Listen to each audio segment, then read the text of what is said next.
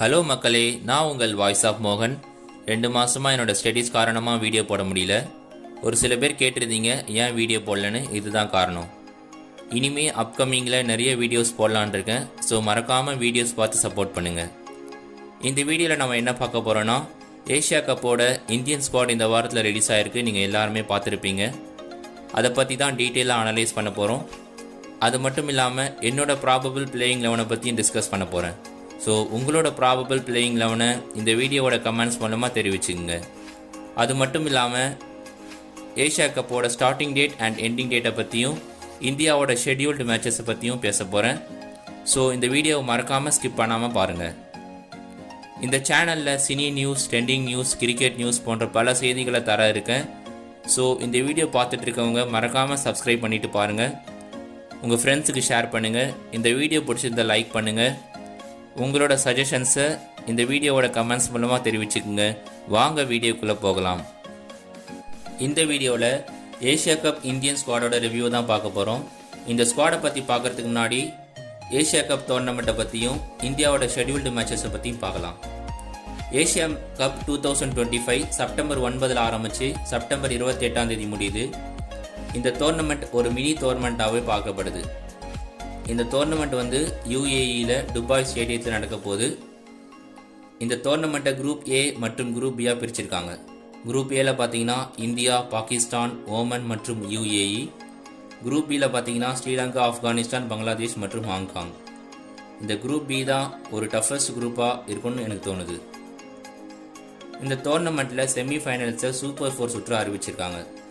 Super 4 சுற்றுலேருந்து 2 team select ஆகி ஃபைனலுக்கு போய் அதுலேருந்து ஒரு டீம் வின்னராக செலக்ட் ஆவாங்க. இப்போ வாங்க நம்ம இந்தியாவோட ஷெட்யூல்டு மேட்சஸை பற்றி பார்க்கலாம். இந்தியா செப்டம்பர் 10 யூஏஇ கூடயும், செப்டம்பர் 14 பாகிஸ்தான் கூடயும், செப்டம்பர் 19 ஓமன் கூடயும் ஆட போகிறாங்க. இதுதான் ஃபைனல் லீக் மேட்சாகவும் இருக்க போகுது. இப்போ வாங்க இந்தியன் ஸ்குவாடை பற்றி பார்த்துடலாம். சூரியகுமார் யாதவ் கேப்டனாகவும், சுமன் கில் வைஸ் கேப்டனாகவும் இருக்காங்க.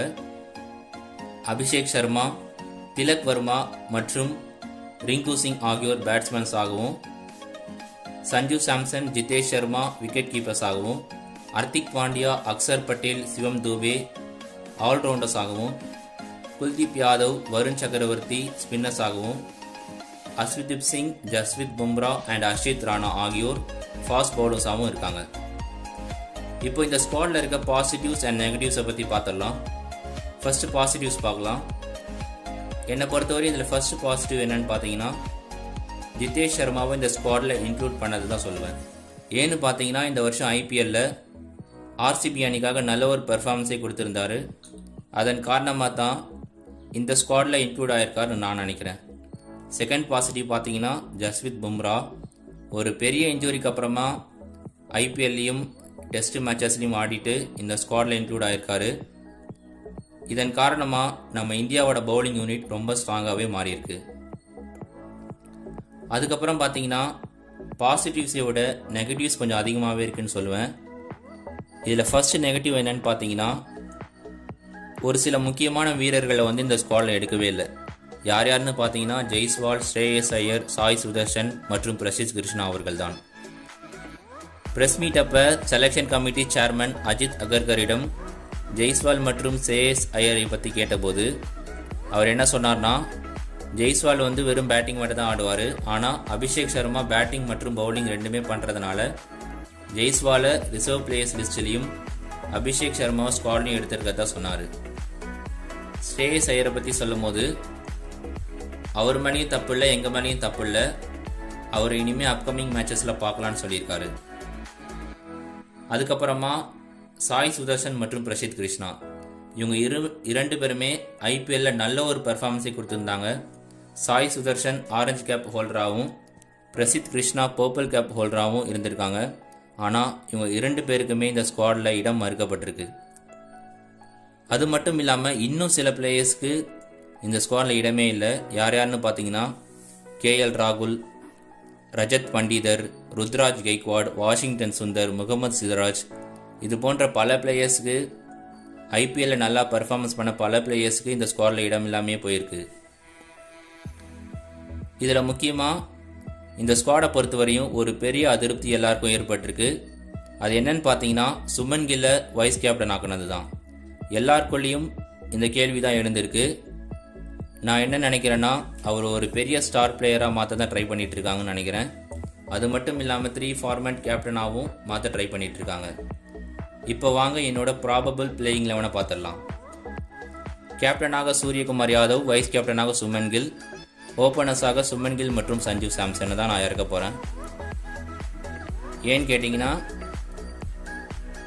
அபிஷேக் சர்மா என்னதான் நல்ல ஒரு T20 பேட்ஸ்மேனாக இருந்தாலும் அவரோட இன்கன்சிஸ்டன்சி காரணமாக சஞ்சு சாம்சனை இந்த இடத்துல வைக்கிறேன். 3rd இடத்துல திலக் வர்மா, சூரியகுமார் யாதவ், ஹர்திக் பாண்டியா, அக்சர் பட்டேல். நான் 7th இடத்துல ஜிதேஷ் சர்மா வைக்கிறேன். ரிங்கு சிங்க்லாம் என் ஸ்குவாடில் இடம் இல்லை. ஏன்னு பார்த்தீங்கன்னா அவரோட ரீசெண்ட் சுமாரான பெர்ஃபார்மன்ஸ் காரணமாக ஜிதேஷ் சர்மாவை நான் இந்த இடத்துல வைக்கிறேன். குல்தீப் யாதவ், வருண் சக்கரவர்த்தி, அஸ்விதீப் சிங் அண்ட் ஜஸ்வித் பும்ரா. இதுதான் என்னோடய பிளேயிங் 11 ஸ்குவாட். இதில் என்ன சேஞ்சஸ் பண்ணுவாங்கன்னு நான் நினைக்கிறேன்னா கண்டிப்பாக சஞ்சு சாம்சனோட இடத்துல அபிஷேக் சர்மாவை தான் கண்டிப்பாக இறக்குவாங்க நான் நினைக்கிறேன். அது மட்டும் இல்லாமல் ரிங்கு சிங்கை இந்த ஸ்குவாடில் இணைப்பாங்கன்னு நான் நினைக்கிறேன். 8 பேட்ஸ்மேன்ஸோட சில மேட்சஸ் கண்டிப்பாக ஆடுவாங்கன்னு நான் நினைக்கிறேன். குல்தீப் யாதவை ஒரு சில மேட்சஸ் பெஞ்ச் பண்ணவும் வாய்ப்பு இருக்குது. கடைசியாக உங்ககிட்ட ஒரு கேள்வி வைக்கிறேன். அது என்னன்னு பார்த்தீங்கன்னா உங்களுக்கு ஒரு சில பிளேயர்ஸை இந்த ஸ்குவாடில் ஆட் பண்ணிக்கலாம்னு நினைப்பீங்களே, அந்த பிளேயர்ஸை லிஸ்ட்டை இந்த வீடியோவோட கமெண்ட் பாக்ஸில் தெரிவிங்க. அதை நான் பார்த்து தெரிஞ்சுக்கிறேன். அவ்வளோதான் இந்த வீடியோ. இந்த வீடியோ பிடிச்சிருந்தால் லைக் பண்ணுங்கள். இந்த சேனலை மறக்காமல் சப்ஸ்கிரைப் பண்ணுங்கள். உங்கள் ஃப்ரெண்ட்ஸுக்கு ஷேர் பண்ணுங்கள். சைனிங் ஆஃப், வாய்ஸ் ஆஃப் மோகன்.